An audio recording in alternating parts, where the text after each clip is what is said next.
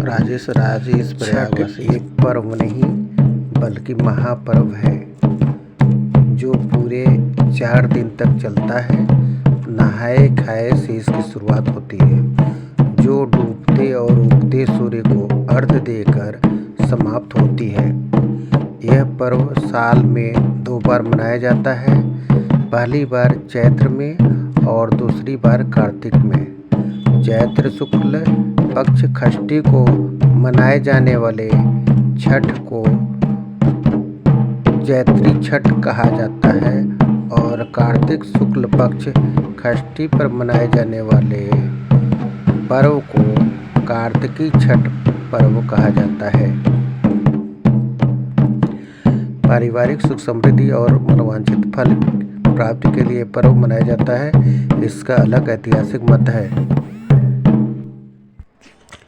माता सीता ने भी की थी सूर्य देव की पूजा। छठ पूजा के संबंध में कई कथाएं प्रचलित हैं। जब राम सीता 14 साल वनवास के बाद अयोध्या लौटे तब रावण वध के पाप की मुक्ति होने के लिए ऋषि मुनियों के आदेश पर राज सूर्य यज्ञ करने का फैसला लिया गया। पूजा के लिए उन्होंने मुग्दल ऋषि को आमंत्रित किया। मुग्दल ऋषि ने मां सीता पर गंगा जल छिड़क कर पवित्र किया और कार्तिक मास के शुक्ल पक्ष के षष्ठी तिथि को सूर्य देव की उपासना करने का आदेश दिया। इससे सीता जी ने मुग्दल ऋषि के आश्रम में रहकर 6 दिनों तक सूर्य देव भगवान की पूजा की थी। सप्तमी को सूर्यदेव के समय फिर से अनुष्ठान कर सूर्यदेव से आशीर्वाद प्राप्त किया। महाभारत काल से हुई थी छठ पूजा की शुरुआत। महाभारत काल से हुई थी छठ पूजा की शुरुआत। इस पर्व को सबसे पहले सूर्य पुत्र कर्ण ने सूर्य की उपासना करके शुरू किया था। कहा जाता है कि कर्ण भगवान सूर्य के परम भक्त थे और वे रोज घंटों तक पानी में खड़े होकर अर्घ्य देते थे। सूर्य की कृपा से वे महान योद्धा बने। आज भी छठ में अर्घ्य दान की यही परंपरा प्रचलित है। द्रौपदी ने भी रखा था छठ पर्व। इस किंवदंती के मुताबिक जब पांडव सारा राजपाट जुओं में हार गए तब द्रौपदी ने छठ व्रत रखा था। इस व्रत से उनकी मनोकामना पूरी हुई थी और पांडवों को सब कुछ वापस मिल गया।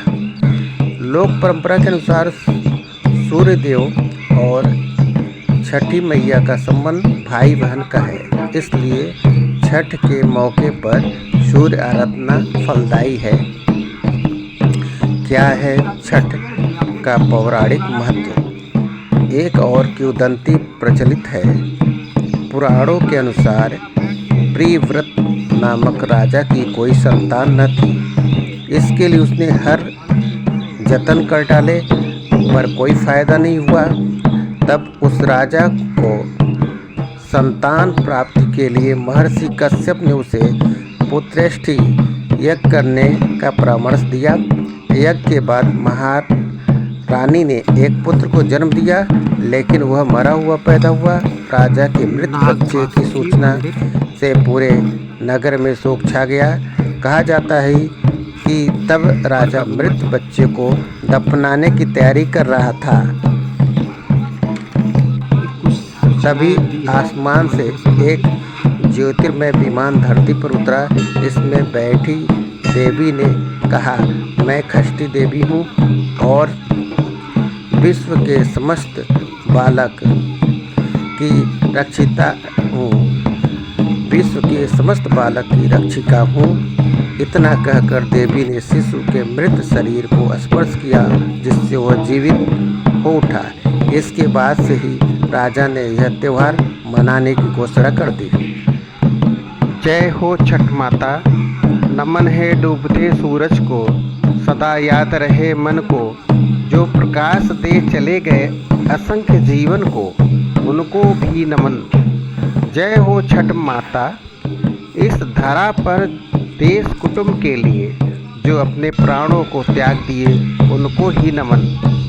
जो स्वतंत्रता के लिए डूबते सूरज बन गए, उनको ही नमन। अर्ध तर्पण देते हैं छठ व्रत में, उनको ही समर्पण। जो हमें देशभक्ति राष्ट्रवाद का प्रकाश देके चले गए, उनको ही नमन।